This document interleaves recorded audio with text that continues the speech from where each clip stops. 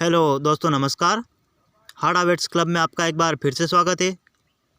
आज आपके लिए बहुत ही शानदार वीडियो लेकर आया हूँ।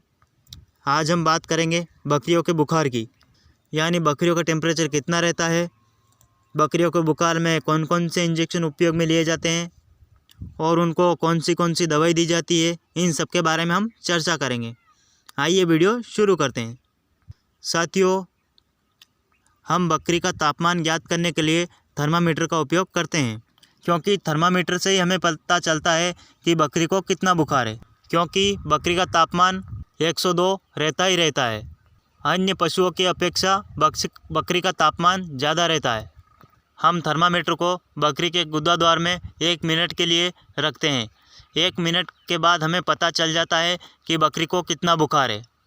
अगर बकरी का तापमान 104 ऊपर है, 105 और 106 के लगभग है, तो उसको बुखार डेफिनेटली है, यानी बकरी को अंदरूनी छोटा मोटा कोई सा इन्फेक्शन हुआ है। आइए बढ़ते हैं इसके ट्रीटमेंट की ओर। हमें इसको कौन से इंजेक्शन लगाने हैं और इसका ट्रीटमेंट कैसे करना है।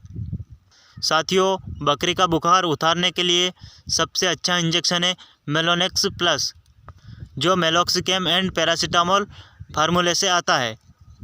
यह इंजेक्शन हमें इंट्रामस्कुलर लगाना रहता है। इसकी डोज बकरी के बॉडी वेट के हिसाब से लगा सकते हैं हम। यह इंजेक्शन हम बकरी को 3 से 4 ml इंट्रामस्कुलर लगाते हैं।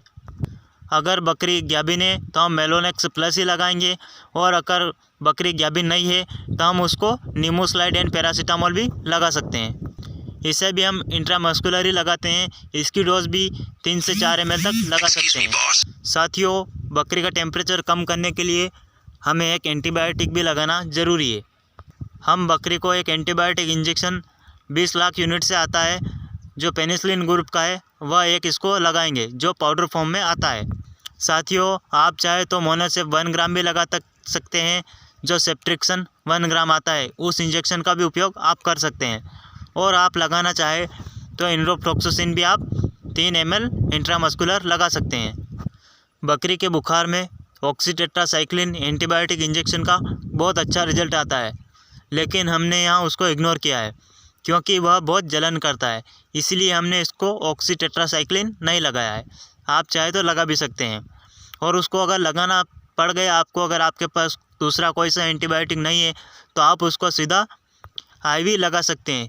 IV लगाने से साथियों बकरी को जलन नहीं होगी और यह अच्छा कार्य करेगा।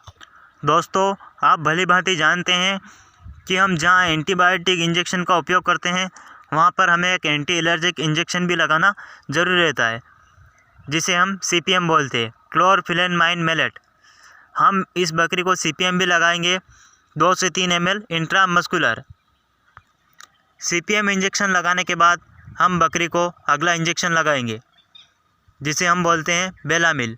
साथियों, बेलामिल लगाना इसलिए ज़रूरी है क्योंकि अगर बकरी दूध दे रही है तो एंटीबायोटिक इंजेक्शन का उस पर ज़्यादा प्रभाव न पड़े और उसका दूध कम ना हो, इसलिए हम उसको इंजेक्शन बेलामिल लगाएंगे। बेलामिल लगाने से बकरी को भूख भी अच्छी लगेगी और उसका दूध भी कम नहीं होगा और उसका लिवर भी मजबूत रहेगा, इसलिए हम इसको बेलामिल लगाते हैं। साथियों, बेलामिल की डोज भी 2 से 3 ml इंट्रामस्कुलर लगा सकते हैं।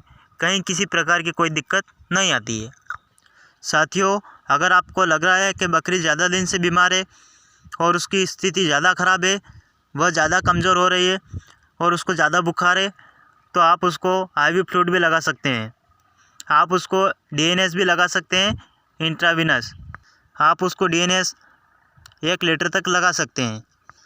यह ट्रीटमेंट करने के बाद बकरी एकदम से तैयार हो जाएगी और वह खाना पीना करने लगेगी। साथियों, ऐसे और वीडियो देखने के लिए, बकरियों का इलाज सीखने के लिए, गाय और भैंसियों का इलाज भी सीखने के लिए, आप अगर मेरे चैनल पे नए हैं तो मेरे चैनल को सब्सक्राइब करें, लाइक करें और शेयर करें। धन्यवाद।